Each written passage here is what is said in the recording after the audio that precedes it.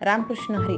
मस्त असा झणझणीत आणि चमचमीत कोल्हापुरी अख्खा मसूर. त्यासाठी 1 वाटी स्वच्छ मसूर धुवून कुकरला 2 शिट्ट्या देऊन शिजवून घेतला. त्यानंतर एका कढईमध्ये 1 चमचा तेल घालून जिरी, मोहरी, 1 बारीक चिरलेला कांदा, थोडीशी आलं लसूण खोबऱ्याची पेस्ट, त्यानंतर थोडीशी हळद आणि बारीक चिरलेला टोमॅटो घालून छान असं तेलामध्ये परतून घेतलं. त्यानंतर चवीनुसार मीठ घालून त्यामध्ये सर्व प्रकारचे मसाले घातले. लाल मिरची पावडर, गरम मसाला, धने पावडर, थोडासा काळा मसाला चवीला. हे सर्व चांगल्या प्रकारे तेलामध्येच परतून घेतलं. त्यानंतर शिजलेला हा अख्खा मसूर घालून घेतला. त्यामध्ये 1 वाटी पाणी घालून गॅसवर चांगलं उकळेपर्यंत नंतर शिजवलं. त्यानंतर त्याला एक छान मस्त असा तडका दिला.